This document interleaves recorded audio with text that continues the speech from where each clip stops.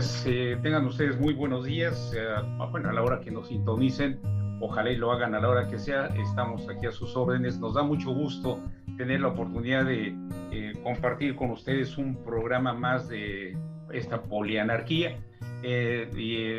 Bueno, en primer lugar, me permito presentar a María Camila, con quien me honro compartir esta grata experiencia. María Camila, buenas tardes. Buenas tardes, Jorge, ¿cómo estás? Como siempre, muy feliz acá en nuestra cita semanal de Polianarquía. Hoy con un tema también muy discutible, pues acá en nuestra región ya veremos a ver qué opinan nuestros oyentes. Es cierto, es de mucha polémica y sobre todo es muy actual porque pues vamos a empezar a tratar el tema de Colombia, ¿no? Que estamos a pues 24 horas de que se inicien los comicios, y vamos a empezar para este tema de las elecciones en Colombia, si te parece, María Camila. Vamos a empezar analizando el sistema político de Colombia, y que está caracterizado por una coexistencia por momentos incómoda y en otros funcional entre elementos tradicionales y elementos que se consideran modernos. Lo anterior no implica propiamente que se presente una tensión o contradicción entre tradición y modernidad, sino más bien un recurrente proceso de acomodación de elementos modernos en el seno de prácticas, digamos, tradicionales. Así fue desde sus orígenes. En la posindependencia española se comenzó adoptando como modelo de organización jurídico-política las constituciones surgidas de las revoluciones burguesas de Francia y Estados Unidos, que incluían la soberanía popular, la democracia representativa, el Estado centralizado, entre otros desarrollos normativos, pero aplicados a sociedades agrarias tradicionales y estructuradas con el modelo hacendatario de organización social. La hacienda es un modelo social integrador condicionado de todas las articulaciones del poder, cuyos valores se proyectan sobre las instituciones de la sociedad global. El modelo de las relaciones interpersonales de mando, obediencia y lealtad. La hacienda resultaría ser uno de los sistemas integradores claves de la estructura del poder social. El rol desempeñado por los dos partidos históricos, el Libertad y el Conservador, antes que representar intereses específicos de sectores sociales, pareciera haber sido expresar los proyectos ideológicos en boga en los distintos momentos históricos. Los dos partidos nacen en la misma coyuntura de las luchas por las reformas de mediados del siglo XIX. No son obras colectivas, sino propuestas intelectuales en torno a las cuales se alineó la clase culta de la época. Exacto, Jorge, y con base en ese contexto que tú ya nos has enmarcado un poco, pues resulta que en Colombia también hay un acontecimiento muy importante que pues marcó, digamos, la historia política, y es el proceso constituyente del 91, que fue producto de la confluencia de una serie de factores. Pues resulta que el periodo del narcoterrorismo, de los llamados extraditables, que fue por parte del cartel de Medellín, contribuyó a generar una situación de caos en la sociedad colombiana. Los procesos de negociación exitosa también con el movimiento 19 de abril, el EPL, el movimiento armado Quintín Lamey, el Partido Revolucionario de los Trabajadores, el contexto además en contraste internacional de ese momento, que era el fin de la Guerra Fría y el hundimiento de los países socialistas políticos, sobre la necesidad de acudir a métodos extrainstitucionales para un asistente, que era en ese entonces el Congreso, era sistemáticamente obstruida, y la séptima papeleta, que fue propuesta por sectores estudiantiles universitarios que igualmente buscaban salidas. Pues si bien la historia de la política colombiana estuvo monopolizada durante más de un siglo y medio por los dos partidos tradicionales, con el inicio pues del Frente Nacional, este monopolio comenzó a debilitarse.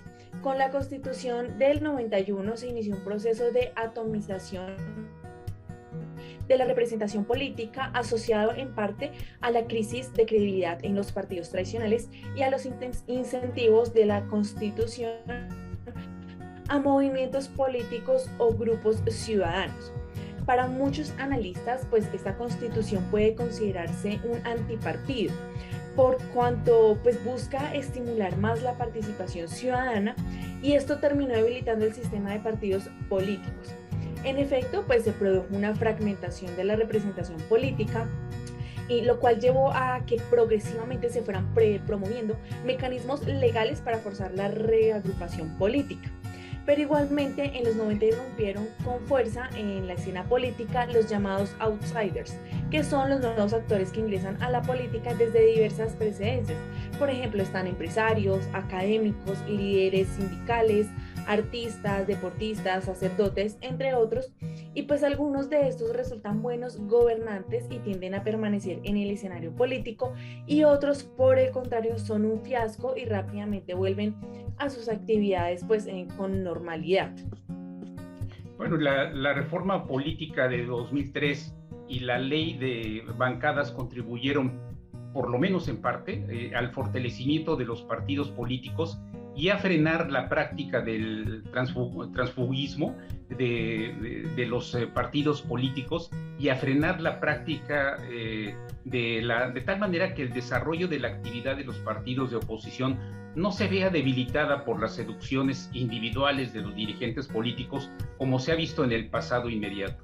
Los partidos políticos, entonces, se han movido en los últimos debates electorales a partir de diversas formas de hacer política: la ideológica, movilizadora de una pequeña capa del electorado, el electorado de mayor edad de los partidos tradicionales y el de los partidos ideológicos o cristianos, la clientelista predominante en el ámbito local y regional por la capacidad de los políticos tradicionales de intermediar recursos y nominar a la administración pública, las presiones armadas con gran peso en ciertos espacios del territorio nacional, las fidelidades de tipo primario presentes en algunos ámbitos rurales y locales, y la pragmática opinión pública cada vez más importante en los escenarios urbanos más influenciados por los medios masivos de comunicación.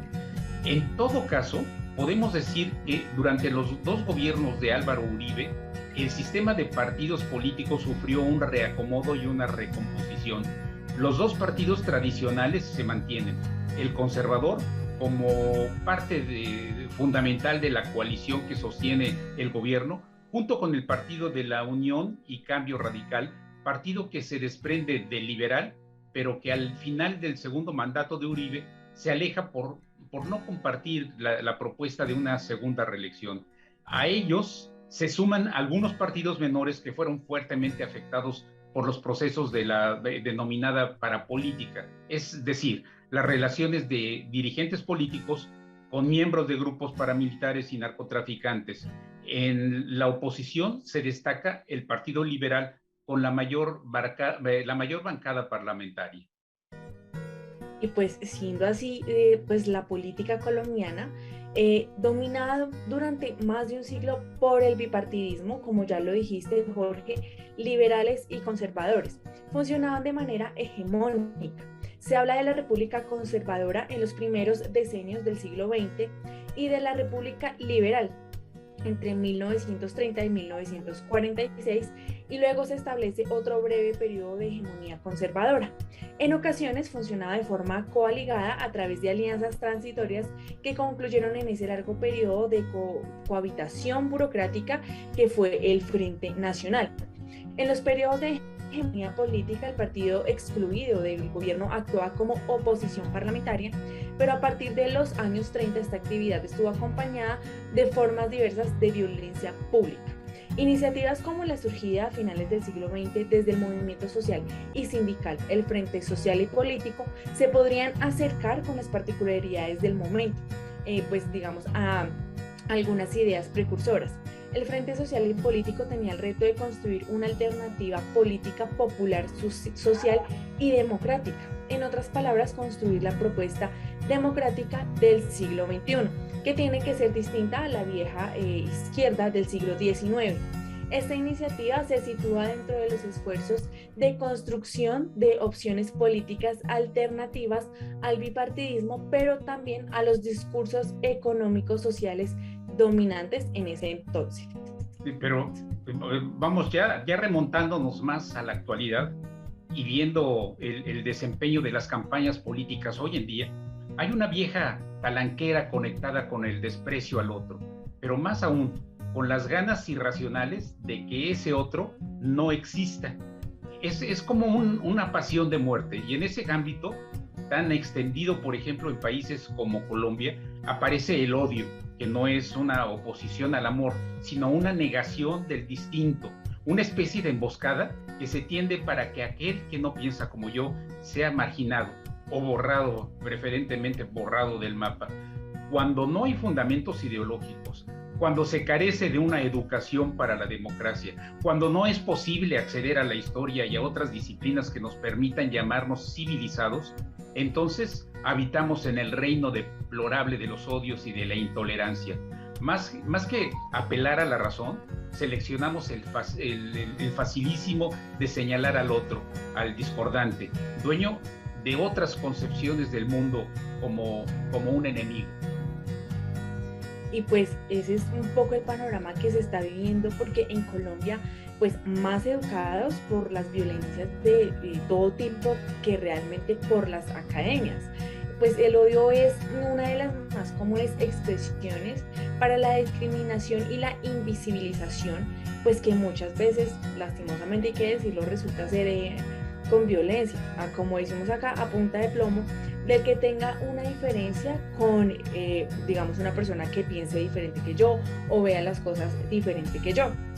Pues el odio es una negación de la dialéctica, de la racionalidad que induce el fanatismo. Solo vale mi bandera, no la de los demás. Solo es posible que haya espacio para los que están dentro de mi cofradia, secta, iglesia, partido, capilla o banda, mejor dicho, agrupación, como la llamen. Y en la enciclopedia, pues esa maravilla del saber compilada por los ilustradores Diderot y D'Alembert, entre 1751 y 1772 se dice del fanatismo que es un celo ciego y apasionado que nace de las opiniones supersticiosas y lleva a cometer actos ridículos, injustos y crueles. No solo sin vergüenza ni remordimiento, sino incluso con una suerte de goce y de consuelo. ¿Qué tal esto? Porque pues ahí vemos un poco cómo funciona esto. O se está conmigo o se está contra mí, ¿no? La polarización política es un fenómeno que en términos generales consiste en la ampliación de la divergencia entre actitudes políticas y el consecuente desplazamiento de estas actitudes hacia los extremos ideológicos. Es un escenario de esta en un escenario de esta naturaleza, las voces de centro o aquellos con visiones políticas mezcladas pierden visibilidad, poder e influencia. Pero ¿es realmente, estas son las preguntas, ¿no? ¿Es realmente Colombia un país polarizado políticamente? ¿Cuánta de esta supuesta nueva polarización no lo es tanto? ¿Cuánto de lo que se percibe como puro y físico escándalo de redes sociales y altisonancia en las declaraciones es verdadera polarización? ¿Qué tanto de lo que pasa en las actuales elecciones es más un proceso de diversificación y pluralización de la oferta política y qué tanto es verdadera polarización? Lo primero, pienso yo lo primero que hay que decir es que no es posible responder a estas preguntas con una contundencia, porque en Colombia no hay una mediación o una medición estricta de variables que se aproximen al fenómeno de la polarización, tal como ha sido definido, como hemos estado definiendo en esta conversación. Finalmente, otro factor que dificulta la medición de la polarización es la profunda crisis de los partidos políticos en Colombia, lo que hace que la polarización política no pase necesariamente por la actividad como partidos, a diferencia de lo que ocurre, por ejemplo, en Estados Unidos. Y pues así, una de las estrategias de la clase política tradicional para doblegar y marginalizar a los movimientos sociales y a la izquierda fue sugerir sistemáticamente que estos eran sectores vinculados a la izquierda armada ilegal.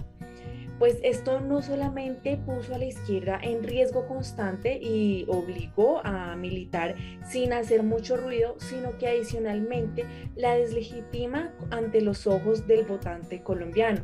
Pues esto facilitó que la política electoral colombiana se moviera entre el centro y la derecha, que pues la competencia electoral se mantuviese restringida y que no se expusiese diferencias de fondo, o sea, como a tener todo muy controlado, ¿no? Como el poder centrado en una parte.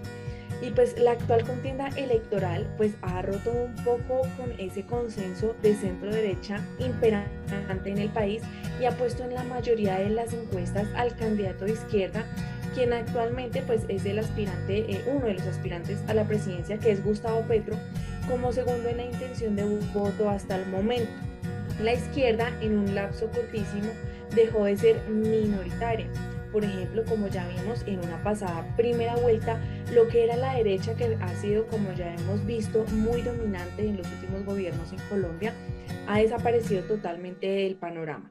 En las elecciones de hoy tenemos un candidato de izquierda y otro pues que según él no se define de qué, digamos, de qué ámbito está. Yo diría que un poco de centro, pero pues esperemos a ver. Pero digamos, los que siempre han manejado el poder y sobre todo esa derecha ya no están. Entonces eso también es como un panorama ahí como muy importante, muy de intriga para ver qué le depara a Colombia. Y pues ello ha implicado una transformación de fondo en esta discusión política y ha obligado también a la clase política tradicional a lidiar con temas nuevos y con disensos sustanciales. Para ponerlo, digamos, en otros términos, Jorge, pues la discusión de hoy es más diversa, se ha ampliado el continuo ideológico en el que se movía y ha incorporado posiciones que no eran visibles anteriormente en debates electorales. La reacción de los políticos, pues tradicionales, porque es que, mejor dicho, acá duran años y años sentados ahí en ese mismo puesto, frente a este cambio, mientras se adaptan, puede ser un poco visceral y menos propositiva, pues al fin y al cabo es como una amenaza, ¿no? De que la izquierda por fin pueda llegar al poder, de que en este momento esté teniendo tanta influencia, y ello puede ser la causa de un discurso político más beligerante y en ocasiones violento. Y pues creo que hemos visto hoy en día eso acá en Colombia, Jorge, unas campañas políticas, o sea, para nada dignas, para nada honorables, o sea, horribles. En este encuadre estamos viendo la parte de izquierda. La política no le ha sido nunca ajena, ya orientándonos a Gustavo Francisco Pietro Urrego, la política no le ha sido nunca ajena a él. Uno de los candidatos que se disputa la próxima presidencia de Colombia, donde gran parte de sus casi 62 años los ha dedicado a hacer política, incluso desde cuando muy joven decidió tomar las armas y hacer parte del M-19, la guerrilla en la que militó. El señor es un auténtico guerrillero que trae una formación profunda como guerrillero, ¿no? Su estilo particular, crudo para muchos, de un genio fuerte y tal vez un poco de muy poco humor, le han marcado. Las denuncias a los hechos corruptos y su enfrentamiento de frente con el paramilitarismo le fueron consolidando en su imagen en el país. Él, nacido en Ciénega de Oro, en Córdoba, en 1960, Gustavo Petro es economista de la Universidad Externado, con especialización en administración de la Escuela Superior de Administración Pública. Además, cuenta con un diplomado en estudios especializados en desarrollo, población y medio ambiente de la Universidad Católica de Lovaina. La trayectoria política de uno de los candidatos presidenciales 2022 en Colombia inició en 1984, siendo concejal de Zipaquirá. Fue representante a la Cámara en 3 ocasiones, en 1992, 1998 y 2002. En el año 2006 fue senador con la tercera votación más alta del país, renunció al Polo Democrático y más adelante, en el año 2011, formó el movimiento político progresista de la Colombia Humana.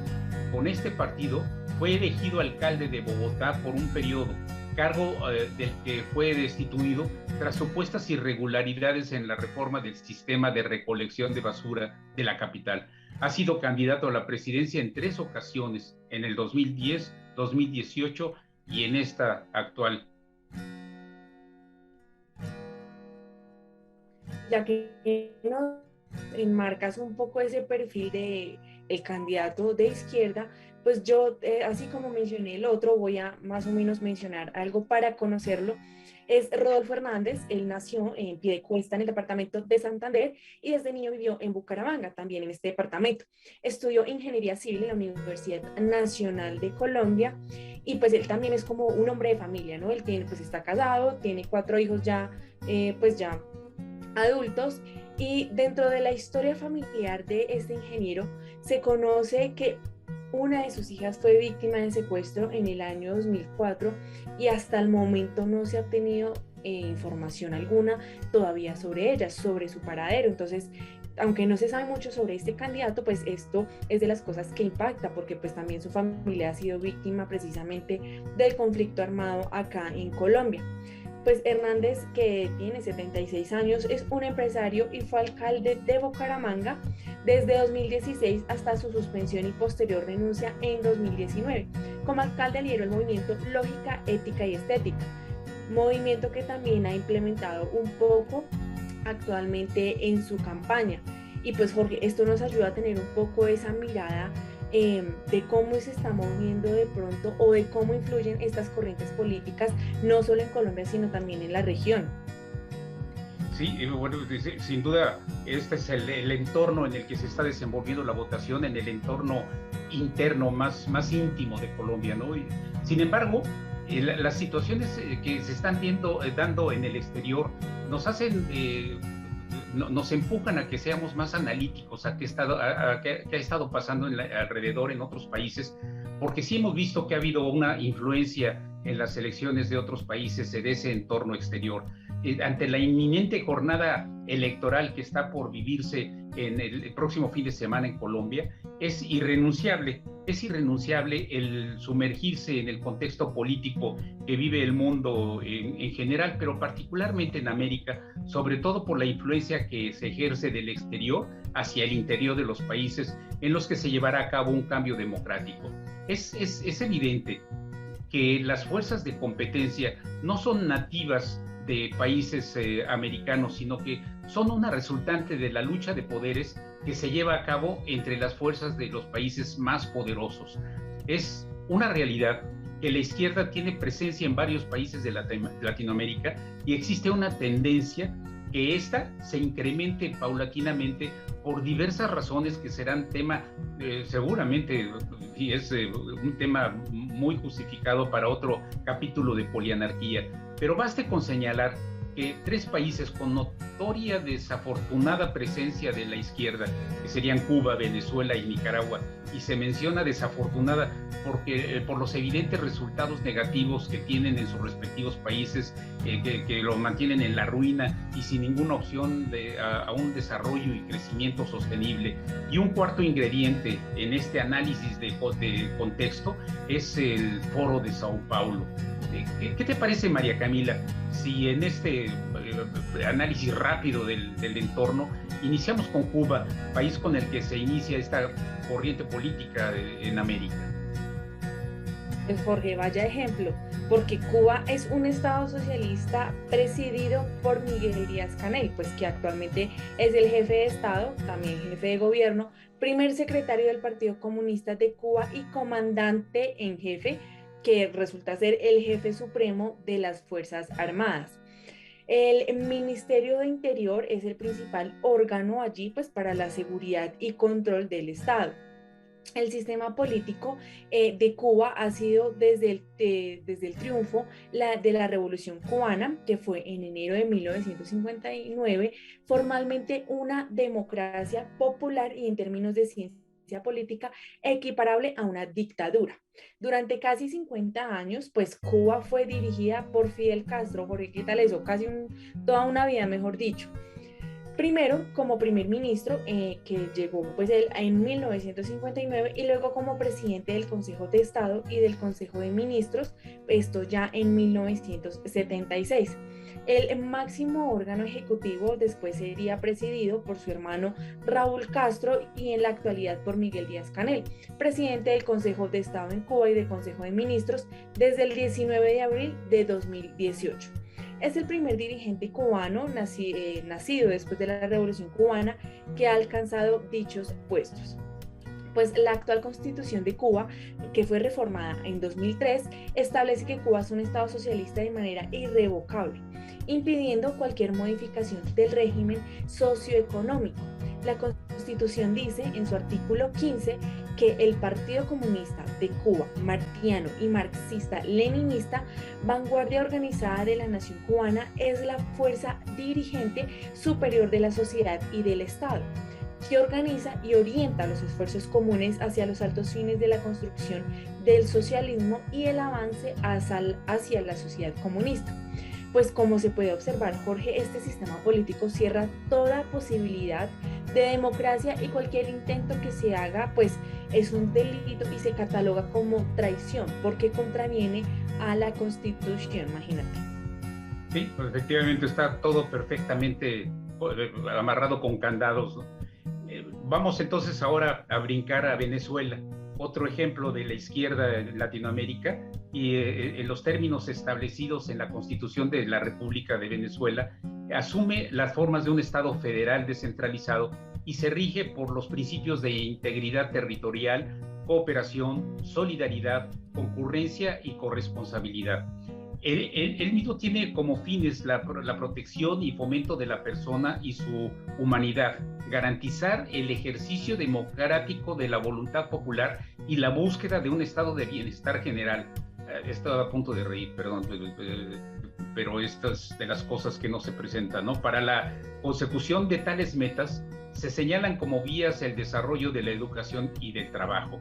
Se establece además que la forma de gobierno es la de una república presidencialista encabezada por el presidente de la república con funciones de jefe de Estado y jefe del Poder Ejecutivo Nacional a la vez.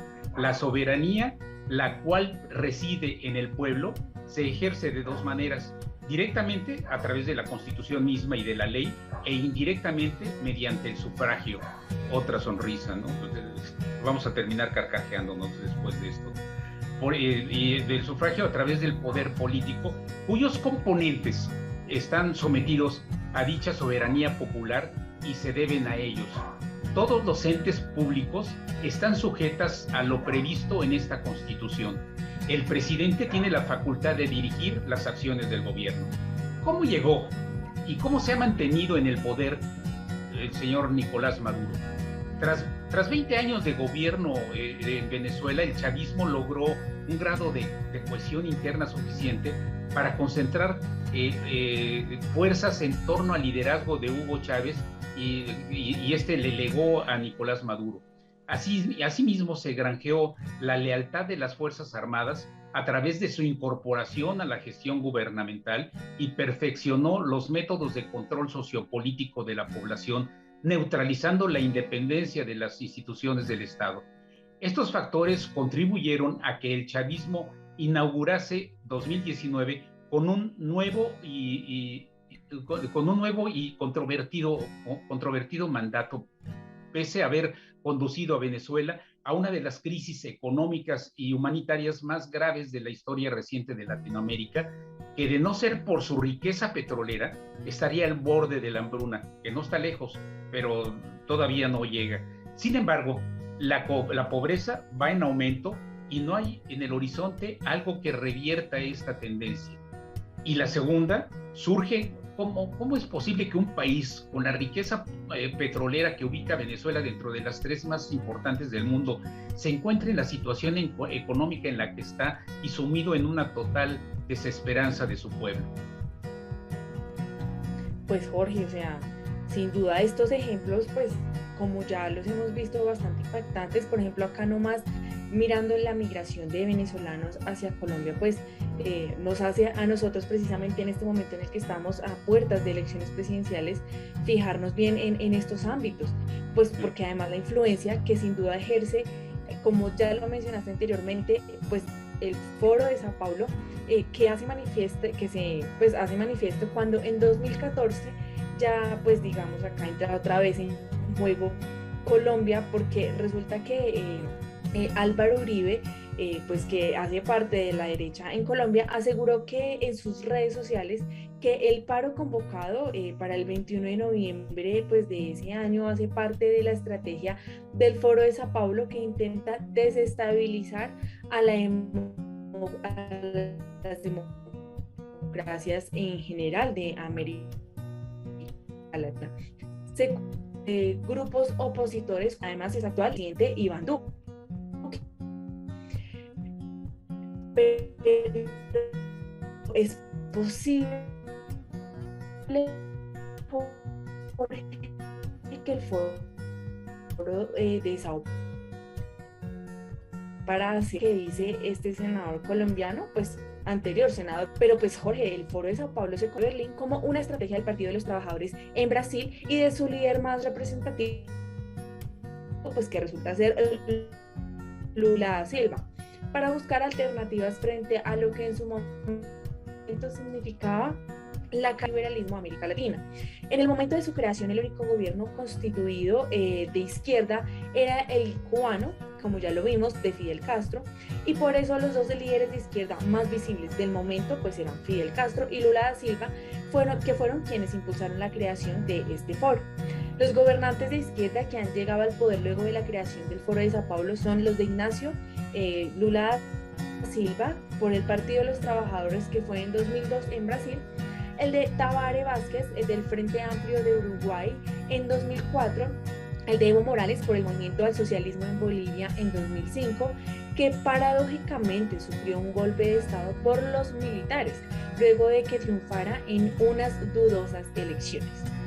En su momento, pues también llegó al poder Michelle Bachelet del Partido Socialista de Chile en 2006, Rafael Correa por la Alianza País en Ecuador en 2006, Daniel Ortega, otro dictador, por el Frente Sandinista de Liberación Nacional de Nicaragua en 2006, Fernando Lugo por la Alianza Patriótica para el Cambio, hoy que es el Frente Guazú, en el gobierno de José Mujica, por el Frente Amplio en Uruguay en 2009, de Mauricio Funes del Frente Farabundo Martí de Liberación Nacional de El Salvador en 2009, el de Dilma Rousseff por el Partido de los Trabajadores de Brasil en 2010, el de Ollanta Humala por el Partido Nacionalista del Perú en 2011 y el de Nicolás Maduro, que también lo vimos, del Partido Socialista Unido de Venezuela ya en 2013.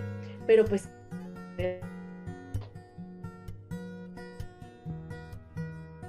con Colombia. Verdaderamente, pues la relación de este Colombia, y tan solo hubo 5 políticos reconocidos que asistieron al evento. Piedad Córdoba del Movimiento Poder Ciudadano, Jaime Caicedo del Partido Comunista,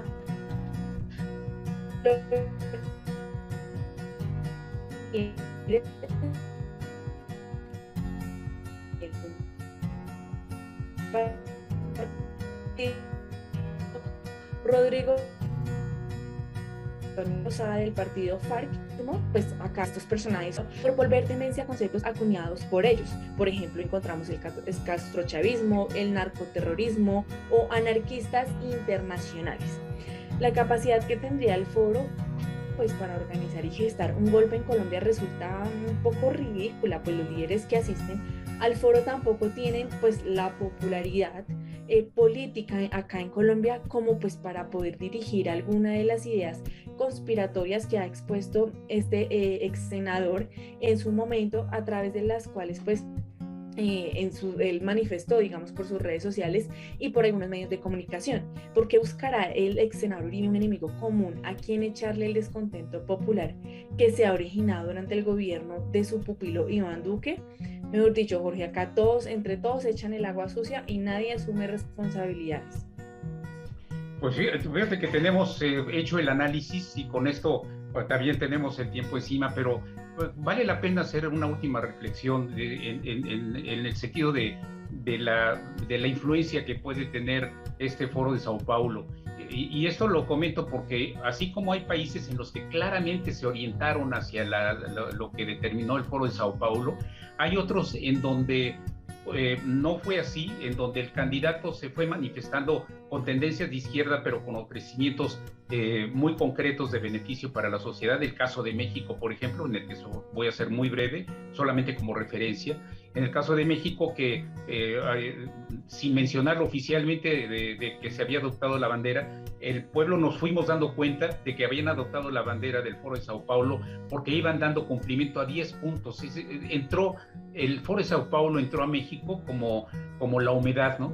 No te das cuenta, pero cuando volteas a ver hacia el techo, ya está la mancha y penetró de alguna manera. Este es el Foro de Sao Paulo y este es quizás el peligro en el que se enfrenta Colombia, ¿no? En donde ante la necesidad de ganar una elección, el líder de la izquierda puede adoptar nexos con esas influencias que además no vienen de aquí, sino que también están alimentadas por países poderosos. Y esta es la situación, el peligro en el que se puede enfrentar Colombia, ¿no? Que una persona de izquierda ofrece ciertas condiciones y cuando te das cuenta logra el dominio y empieza a ejercer una autoridad de una manera, pues como lo hemos visto, no exactamente en Cuba, pero sí en Venezuela y sí en Nicaragua, en donde incluso en Ecuador, ¿no? Es decir, en donde ha caído en esta situación de influencia indeseable por parte de la izquierda. Y esto es lo que estamos, María Camila, este es el momento que estamos viviendo para Colombia, un momento histórico trascendente, y bueno, pues esperamos que el resultado de esto sea de beneficio para todos. Estamos unidos a través de este programa de corazón con estos deseos que el pueblo tiene, ¿no? Ojalá y el pueblo sea el que gane y obtenga una presidencia que los lleve por un entorno estable, digamos. Pues precisamente, Jorge, por eso son importantes estos espacios para poder dialogar, informarnos, poder opinar. Por eso estamos acá pendientes también de lo que ustedes nos pueden llegar a saber a nosotros también para hacer un respectivo análisis, Jorge, porque no te puedo mentir, yo no te puedo decir qué candidato en este momento es el mejor o cuál es el menos mejor, la verdad. Porque precisamente por eso hicimos en la región, no son los mejores y no queremos que lleguemos, pues digamos, al caso de otra dictadura, como ya lo mencionamos también, de que vimos la semana pasada en lo que fue la Cumbre de las Américas y fue una total división de la región y no queremos que esto siga aumentando. Antes bien, pues queremos trabajar en pro de mejoras para la región, de alianzas pues que nos ayuden acá en el continente americano. Entonces pues ya veremos qué va a pasar medio de nuestro otro canal que es El Informante para estarles contando a ustedes audiencia sobre. Así es, bueno, pues muchas gracias a toda la audiencia, les agradecemos mucho su presencia, agradecemos su apoyo. Esperemos abrir un canal a través del cual estemos comunicados y que podamos hacer un intercambio de opiniones sobre temas tan trascendentales como el que estamos tocando ahorita y como el que hemos pretendido tocar en el pasado, y estamos abriendo nuevas brechas de análisis que, como ven ustedes, es interminable y tenemos mucha tela de dónde cortar para encontrarnos con la anarquía que se está viviendo en el mundo en general. Les agradecemos mucho su presencia, muchas gracias por ella, les agradecemos sus comentarios a través de los canales que brinda estos sistemas de información, y también agradezco, María Camila, tu agradable compañía, siempre compartir esta experiencia con una persona con tu conocimiento, con tu espléndida traducción de lo que se vive con lo que se expresa. Para mí es un orgullo y me siento muy bien por estar compartiendo este canal contigo. Muchas gracias por tu presencia, María Camila. Jorge, gracias a ti también por tus opiniones y pues estamos también atentos. Nos veremos la próxima semana. Los esperamos a todos en una nueva emisión de Polianarquía. Nos vemos la próxima semana. Muchas gracias.